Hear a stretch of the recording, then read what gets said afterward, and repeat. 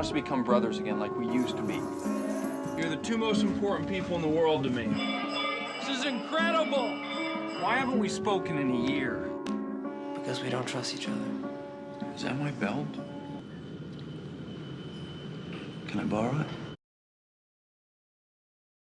We had heard about this village. We had a scene that took place in the village, and we'd heard about this great village in the middle of the desert, and we were all excited to get out there and see it, and see a real Indian village in the middle of nowhere. And so we all went out there, and then when we arrived, they told us that to gain entrance into the village, and with all due respect to the village, we had to do an opium ceremony with the village elders, which was, well, it was cool. I guess it's cool.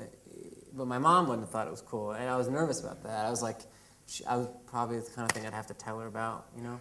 And so I said no, and Wes is like, we gotta do the opium come on, man, we can't, they won't let us in unless we do the opium. And I don't want to give you the impression that we were like 3 American drug addicts while wandering around India, because we weren't at all. It was, I was just nervous I was actually very scared to do it.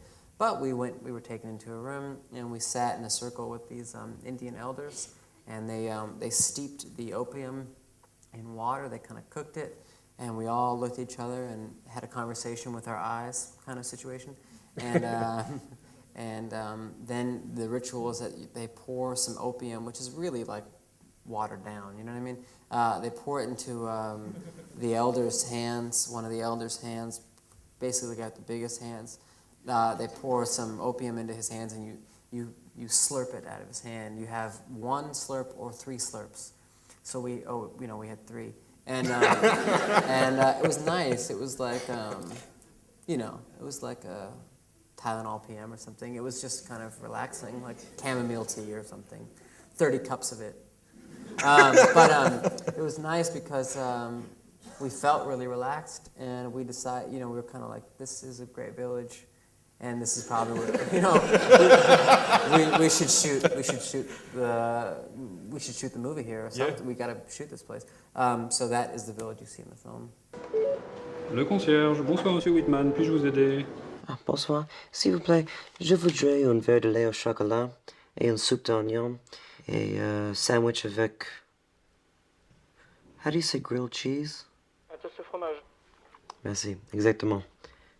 Merci beaucoup.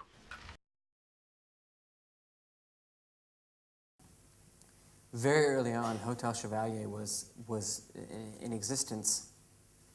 The story is that Wes and I and Roman decided we'd work on this movie together when we were all in Paris.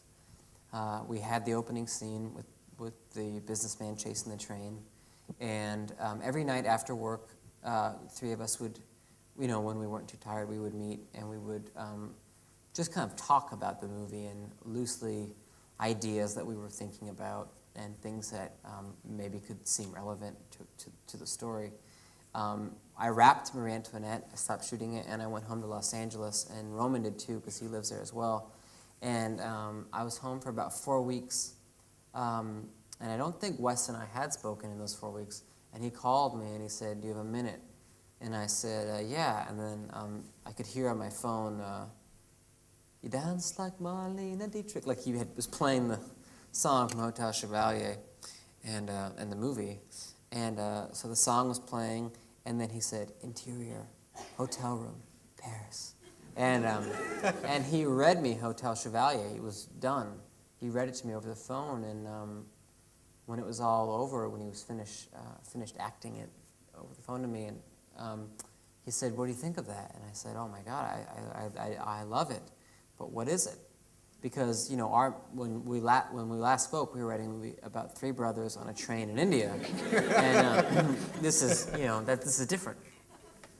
And I said, what is it? And he said, this is a short film that I'd like to make with you and Natalie Portman, hopefully if she says yes, and I'd like to make it as soon as possible.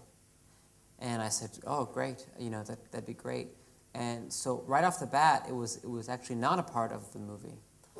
It was just something he wanted to make, and I suppose because we were well off from shooting the movie, like years off from shooting the movie. So it was just something he wanted to make, and while he was trying to get the money for it, and get all of the scheduling right and everything, we continued to work on the feature film.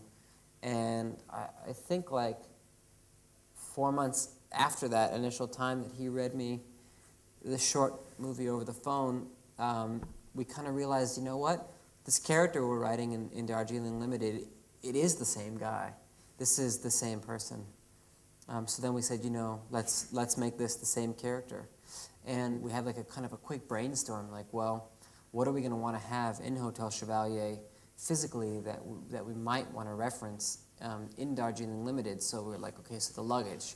Maybe he's got the luggage. He definitely needs to have the gray suit. He needs to have the mustache. So all these things kind of came together really quickly, and we just kind of said, feet don't fail me now. Let's just hope that we're not, you know, setting in stone something that we're going to disagree with in a little bit.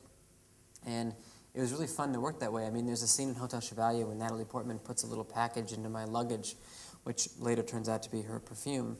And when we shot that scene for Hotel Chevalier, we didn't know what was in that package. So we shot 3 different versions of it. One where she puts in a little tiny package, one where she puts a medium-sized box in there, and one where she puts a large box in there. And then later we thought, you know, this is the perfume. And so it was a nice kind of symbiotic relationship between the two movies.